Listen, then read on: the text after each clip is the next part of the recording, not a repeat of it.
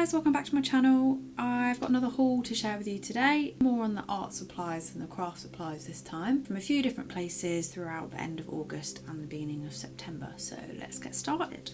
My first few supplies are actually from a physical store. This store called Denny Bros Supplies Limited in Bury St Edmunds. When I went on holiday to Suffolk, we stopped there on the way back because there's not really many art stores near where I live. Since I was on holiday, I took the opportunity to go to a specialist art store, so I got quite a few bits from this shop. It was a really cool shop. They had a lot of choice and it was really nicely laid out. Really good if you're into art supplies because they had a really good range in there. First thing I got from this store was some handmade paper.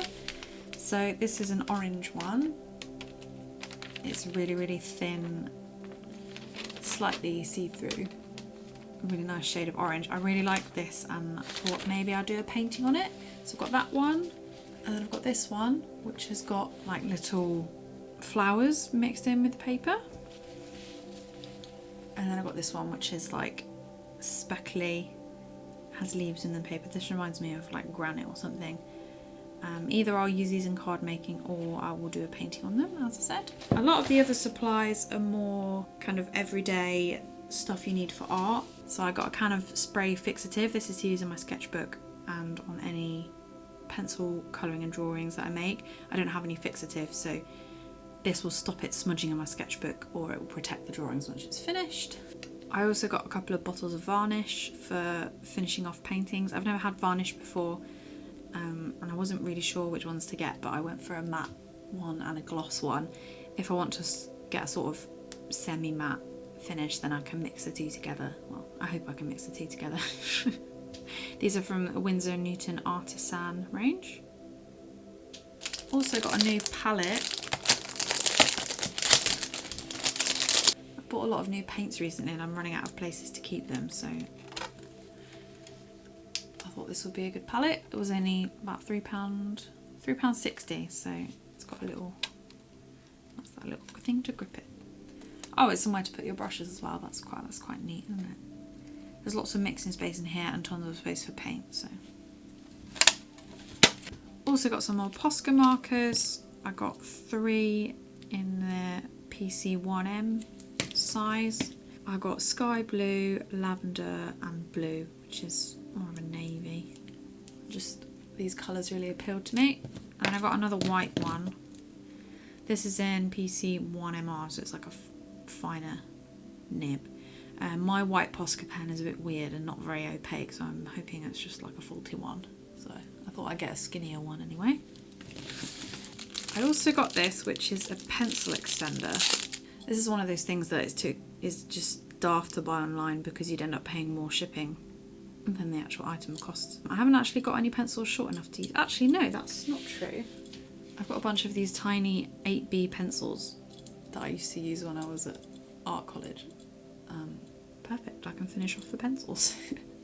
Also got some inks. So I got this Winsor & Newton ink in nut brown. This is like a water-based ink. I've got a couple of other colours. I think I've got a white one of these. I really wanted a brown because I didn't have a brown water-based ink. And then I also got three acrylic inks from FW by Daily Rowney. So I got yellow ochre, which is a really nice, well, it was yellow ochre, it's a pretty common colour. I got purple lake, which is a really nice sort of plummy purple colour. And I got dark green, which I would say is more of like a turquoise really than a dark green, but there's no particular rhyme or reason to why I picked these colours other than I just like them. I've not used acrylic ink.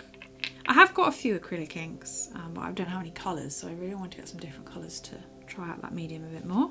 And then to go with all my inks, put them in a little bag so I didn't lose them. There's a few nibs here in different sizes, and then also some pens to put them in. This one had a cool pattern, which is what made me buy it, and this is just a standard one. And then I also got this one, which is probably better suited to travel because it has the nib inside here, and you just pop it around like this. So this is really cool if you just want to take it in a pencil case. I've not used dip pens before, but I thought they would be really good to go with my inks. You can get a really nice fine line with them, and I'd quite like to, you know, learn how to use them. So that's those. That's actually everything that I got. I spent £78 in total, which probably doesn't look like a lot there for £78, but That's what art supplies are like. I also bought this Arteza watercolour palette. This is off Amazon. I have been buying a lot of new paints lately, so I needed somewhere to keep them all. Ah, the stickers like come off. That looks great, doesn't it? So this has got 48 pans in, 48 half pans I think. Is that right? Yeah. And they're empty, so you can fill them with whatever you want to. I've got a lot of Arteza gouaches, I've got some Paul Rubens watercolours, probably got a few other random watercolours knocking about. And this would be really good if you just wanted to make your own custom palette. And it was, I think it was about 12 or 15 pounds, it wasn't too expensive. There's lots of mixing space in here as well. And it's pretty sturdy and it's black, which is always nice. A few more bits off eBay. There was one evening where I got a bit bored and went and bought a load of stuff on eBay, which I tend to probably do more than I should. I'll put the eBay seller names in the description so you can see where the stuff came from.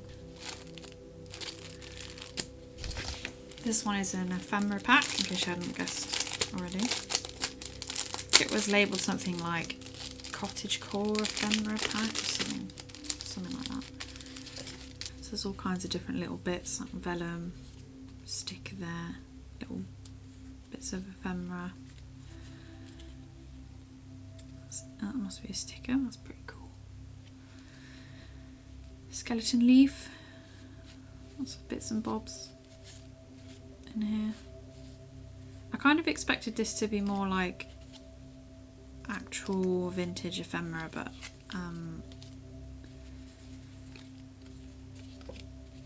it's not.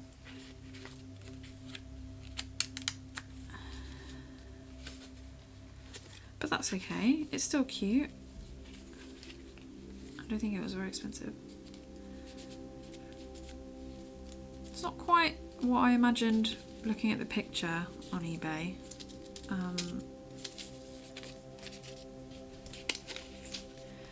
But if you were making a junk journal, actually this would be really awesome, wouldn't it? So, obviously if you buy an ephemera pack, you're never going to get everything in the picture that is advertised, because they're usually selling more than one. So you can't, you know, I didn't expect to get exactly what the picture was, but lots of bits and bobs in there. I've got so much ephemera now, I could make my own ephemera packs, to be quite honest. And then I think the rest of the things in here, I got a bit excited about the handmade paper and went and found loads more on eBay. I just feel like it'd be really nice to do a painting on. Even just an abstract painting would look nice. This is another ephemera pack. This is a map themed one, so this is just a lot of old maps in here. So the story about this is my boyfriend is obsessed with maps. I don't know what it is. Every time he sees a map somewhere he has to stop and have a look at it. So I thought it would be really fun to maybe do like some scrapbook some of our holidays, or even to like make him a birthday card or something, and use lots of like bits of maps. Even if they don't have to be the same place that you are, you know, it doesn't matter really. There's all kinds of different maps in here. This is pretty nice actually. All different styles, some black and white. Yeah, that's pretty good. These kind of packs on eBay you can get pretty cheap. And they're much easier than like, you know, going and finding a load of old maps, and you get lots of different styles. So yeah, I was quite pleased with that. I prefer that to the other ephemera packs that I showed you just now. And then the last two packs, I think these are my handmade papers. I didn't buy 2 of each, I only bought 1, but each listing said there was 20 sheets, so I guess each of these packs have got 10 sheets in them. This is the neutrals one, I think. You get 20 sheets in there, 20 sheets across the 2 packs. They are all different sizes. I thought they were really pretty with all the chunks of flowers and stuff in it. Really nice. This is a pastel one, quite similar, just in more pastel tones. I really like that. It's really pretty. And this is like the psychedelic one. I really like this marble one. That's kind of what sold me on it. Just thought it was really, really pretty. So that's those. Each of those pairs, because you get 2, were $2.99, which was pretty good. And these are These are the prettiest ones, I think. These are like batik handmade papers, so they're dyed and then they've got gold on top. So yeah, they're really nice, really, really vibrant.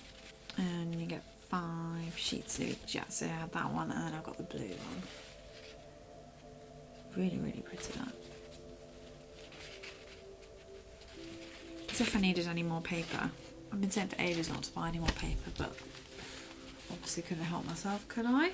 Thanks so much for joining me for my art supplies haul. I hope you enjoyed it and saw some things you were interested in. All of the links to all of these products will be in the description box if you want to go and check any of them out. Anything I bought in person, I will try my best to find on Amazon and link it below for you. If you enjoyed this video, please subscribe to my channel because I post lots of content like this, and I'm also working on lots of content where I try out lots of art supplies, so stay tuned for those. If you want to see more videos just like this one, there will be a link to my playlist of art supply hauls in the description box. I hope to see you back here on my channel soon, and if you could leave me a like, that would be amazing. Thanks for watching. Bye!